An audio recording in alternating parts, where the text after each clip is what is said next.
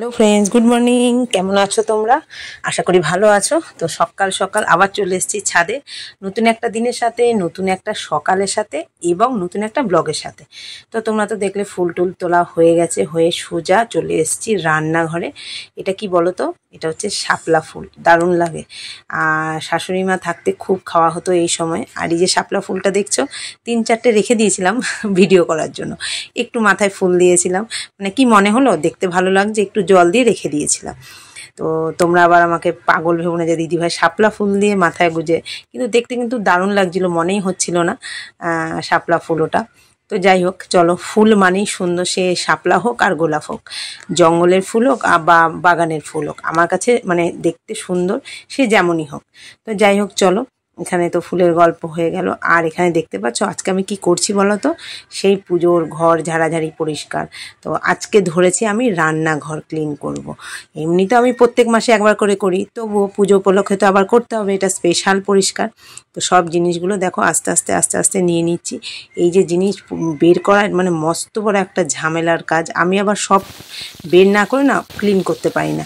তো যাই হোক, ওখানে তো বের করা হয়ে গেছে। এদিকে শাপলাটা নিজের মতো করে করছি, একটু কালি জিরে একটু পেঁয়াজ ফোড়ন দিলাম, আর করছি হয়তো হচ্ছে মানে সর্ষে বাটা দিয়ে চিংড়ি মাছ দিয়ে, আর একটু হালকা লঙ্কার গুঁড়ো দিয়েছি, আর 2-3টে কাঁচা লঙ্কা চিড়ে দিয়েছি, যে যেমন ঝাল খাবে।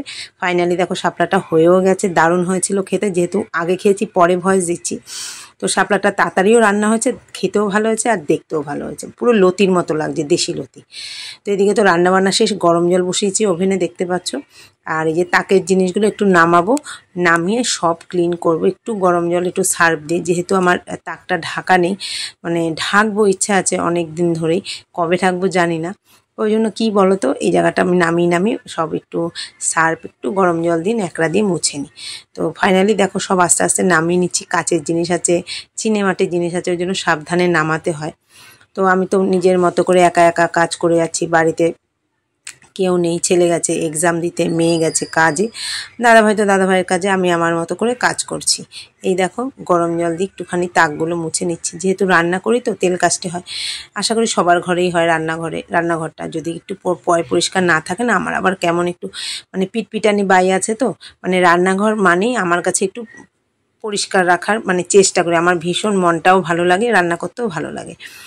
তো যাই হোক, চলো এদিকে জিনিসগুলো দেখো এক এক করে একটুখানি ওই যে গরম জল মানে জলটা দিয়েছি না, সেই ভেজা ন্যাকড়াটা দিয়ে, যেই ধরো কৌটোকাটি সব তো আর ধোয়া হয় না, বড় বড় যেগুলো সবসময় নাড়াচাটা হয় না, সেগুলোকে একটু ওপর দিয়ে মুছে নিলাম, মুছে আবার জায়গায় সেট করে দিলাম। এবার নিচের তাকটা মুছে নিচ্ছি। গরম জল দিয়ে না করলে না দেওয়াল হালকা হালকা ছোটো ছোটো মাকড়সা, এই যে পরিষ্কার করবো 2 দিন পর আবার কোনায় কোথা থেকে যে মাকড়সা আসে এক ভগবান জানে। আর এই যে টালির খাঁজগুলোতেও তেল কাস্টে পড়ে যায়। প্রত্যেক দিন আমার যতদূর হাত যায় সেটা তো মুছি রান্নার পরে, তা সত্ত্বেও কোথার থেকে যে কালি আসে এক ভগবান ছাড়া কেউ বলতে পারবে না। এইদিকে দেখো ওভেনটার পাইপটা দেখো অবস্থা শেষ হয়ে গেছে, মানে কেমন একটা হয়ে গেছে ওভেনটার পাইপটা না, মানে অনেক দিন কটকটে হয়ে গেছে, মানে ঝুরঝুর করে ঝরে পড়ছিল। তোমাদের আগে দেখিয়েছিলাম ব্লগে, ওভেনের পাইপটা পাল্টেছি।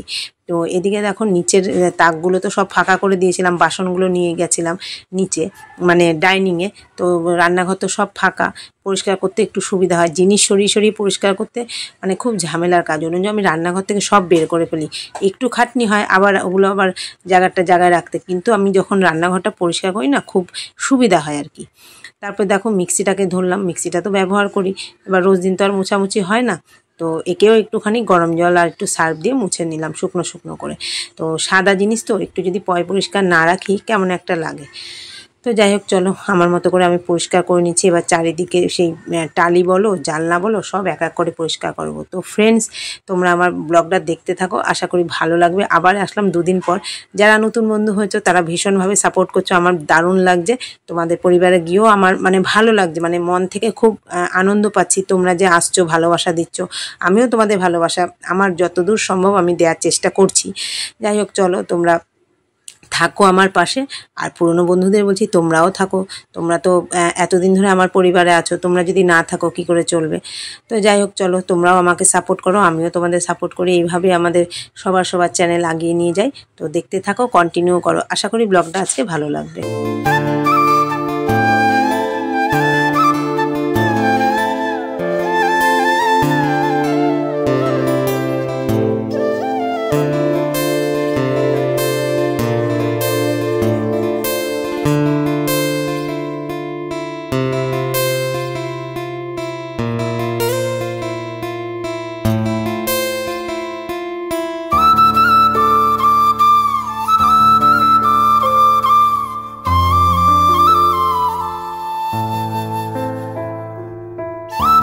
ফাইনালি রান্নাঘর তো ক্লিন হয়ে গেছে, এবার এগুলো গোছানোর পালা। তো গুছিয়ে টুছিয়ে একদম তোমাদের সাথে শেয়ার করছি। তো দেখো কেমন হয়েছে যখন গোছান। এই যে দেখো পাইপটা তোমাদের বলছিলাম না, এখান থেকে একদম ঝুরঝুরে হয়ে গেছিলো। সাথে সাথে দাদাভাইকে ওভেনের নবটা খুলে পাঠিয়ে দিলাম আমাদের দোকানে, মানে আমাদের হাই স্ট্রিটের দোকানে বাজারে।